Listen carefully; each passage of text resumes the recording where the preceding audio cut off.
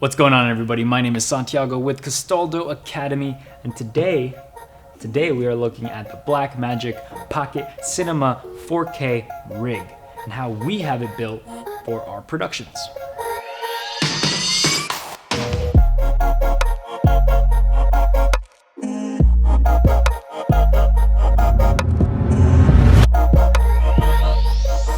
So let's start talking about this camera, just the body, right? The Blackmagic Pocket Cinema 4K, whatever. It has a very long name, so let's just call it the Blackmagic Cinema camera. So this camera in particular is a spectacular beginner or entry-level cinema camera if you really want to dive into cinematography or just really high-end video work. This is a great place to start. So let me take a step back. As great as this camera is, it is lacking many features that you kind of have to build around it or make more specific for your case.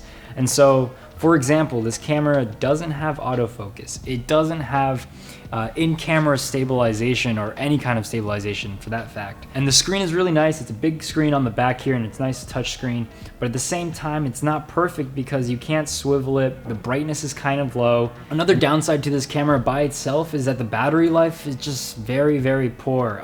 It uses these LPE6. They last maybe 10 minutes, 15 minutes of shooting, which, you know, if you're shooting for extended hours, that's ridiculous. You need 10, 20 batteries on you and be swapping them out every 10 minutes.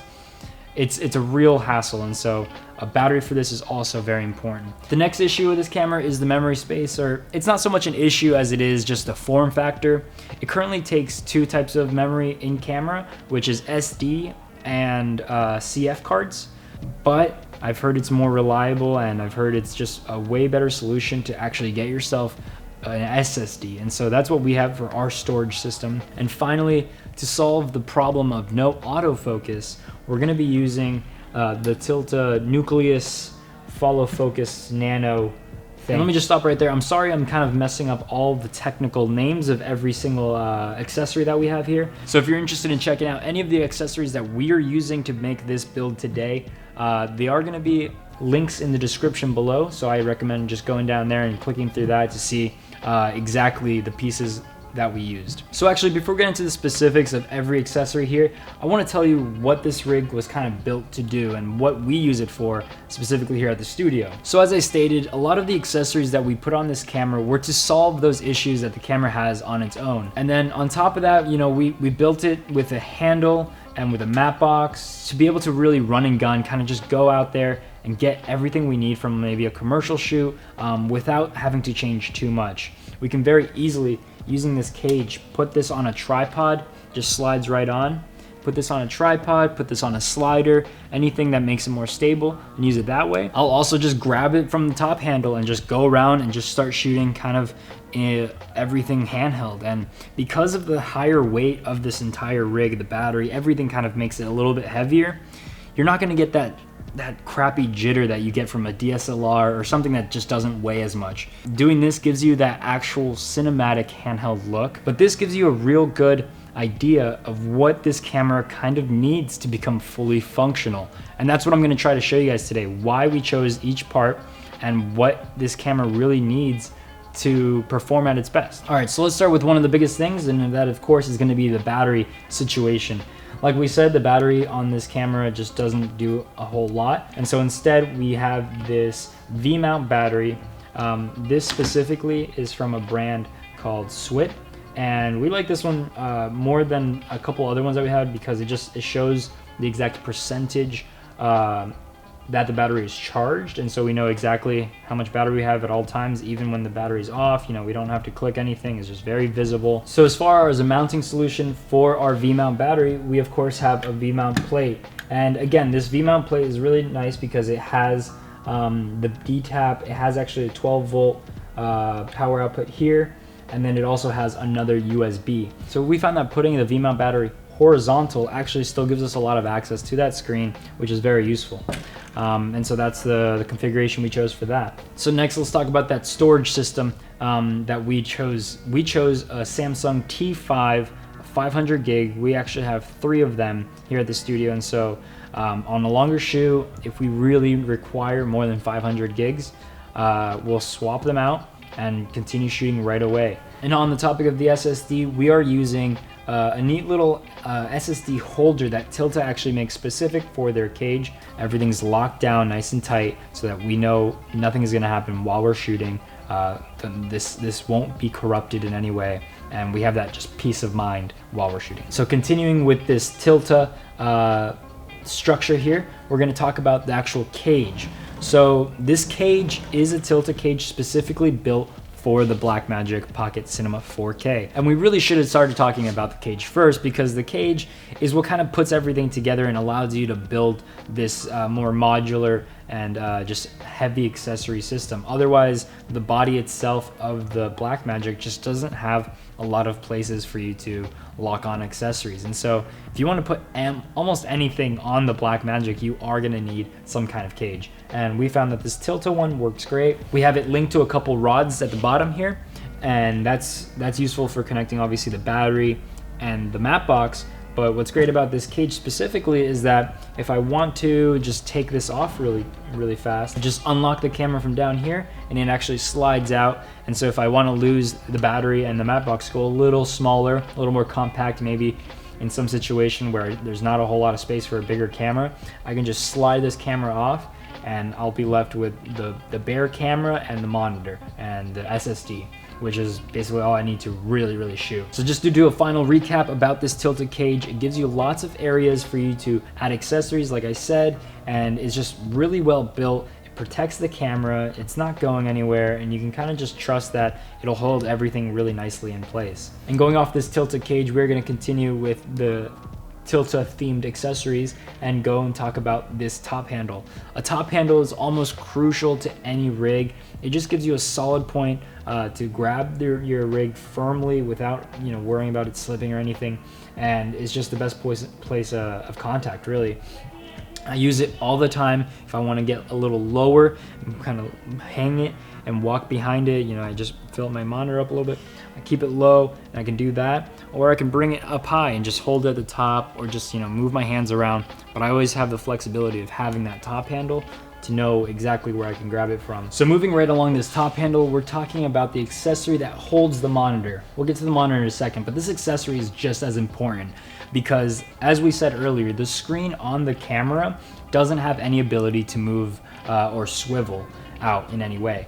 And so having this accessory here that locks the monitor in but still allows you to very easily rotate left or right a little bit and then up and down is super crucial. So the monitor itself is Atmos Shinobi. I believe this is 7-inch with quite a bit of brightness. I think it's 1500 or 1000 nits of brightness. But even with the 1000 or 1500 nits of brightness that I have here, shooting in direct sunlight, when the sun is actually hitting the screen, it can get still a little difficult to see. And so for those cases, we do have a little hood here that attaches nicely to this small rig mount for our monitor. So that's why we use this monitor mount as well. So next, let's talk about our follow focus. As I stated earlier, there is no autofocus on this camera, and honestly, I probably wouldn't recommend using that anyway. This is actually a wireless follow focus system. Again, I think it's still under the brand of Tilta, but it's their Nucleus-Nano. And what I really love about this is, one, it's very easy to use and it's very small, and so I can have it in two configurations.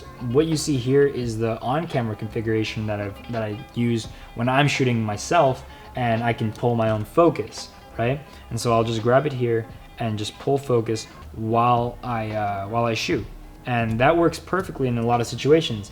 But some situations when I can't maybe nail my own focus because the shot is very elaborate, or maybe they want to do a very smooth rack, or whatever the case may be, I can very easily flick this off and slide the actual control for this follow focus out of the way. And so I can have my first AC put this on their monitor, attach this on their monitor, and actually pull focus from a monitor separately. And then as soon as they're done, or I can take it back, they just give it to me and I slide it right back on here, lock this in, and it's back to how I had it a second ago. And so that flexibility of just being able to have the controller on camera and then be able to take it off, give it to my first AC to pull focus, and then put it back on immediately saves a ton of time. And I just love that feature, and so that's why we chose to use this one specifically. And last but not least, we have our matte box. This is probably the least necessary, but at the same time, it gives you a certain level of quality because you have more control over your exposure. In certain situations, especially outdoors, you'll know that you have to almost close your aperture all the way to be able to expose properly for your subject or anything that's in bright light. If you want to be shooting outdoors at an f2, for example, you're gonna need a ND filter, or a couple even. There's nothing too special about this filter. It does swivel out, which is nice. So I can unscrew this box right here, and you can see I'll swivel this out. Right now we have a donut inside, and that's just to cover the lens so that no light hits the back of the ND filter. All the light is coming from the front. And of course, as the matte box all matte boxes should have, we have the option to add barn doors. And so if it's again just a really bright day or there's a light right off camera, we can close in the barn door a little bit and get rid of that flare if it's unwanted. I will talk about one last thing, which is cable management. Cable management is important just so that you don't have cables all over the place when you're shooting. They don't get tangled, or they don't get ripped off by something terrible accident, I suppose. Basically, with cable management, we just tried our best to keep everything as tight to the body as possible. As you can see, our HDMI here actually is being threaded through our top handle and then brought into our connector piece. We did use these connector pieces that came with the tilted cage. Again, super useful because they're bracketed or L-shaped. So there it is, guys, and we've used this exact rig on numerous commercial shoots, and so far I've really enjoyed shooting on it. We've been able to pull out some really nice clean images, and it just comes down to having something that is very functional, very pragmatic, because it's not going to get in the way of what you're trying to do. Instead, it facilitates everything about the production process, and that's kind of what you want from your rig. Depending what you're shooting, you might need specific accessories that I didn't talk about. Sometimes we choose to use a wireless transmitter to actually send video coverage to an external monitor, and so that sometimes will be just strapped onto the edge here. But I think this specifically gives you a nice foundation. It covers a lot of those problems that we talked about that the camera on its own has, and so it solves almost every issue.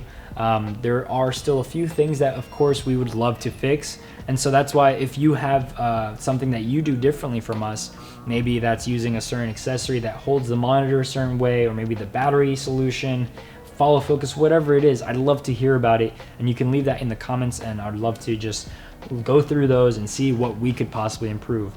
Our rig is by no means perfect. I think it covers a lot of the fundamentals that a rig should have, but of course this is just a process of learning by using and seeing what exactly works for you the best. So hopefully you learned something, and this was an insightful video for you. If you're looking to build your own rig, hopefully this gave you some ideas of what maybe you should start with, or how to build it out to be a proper cinema rig.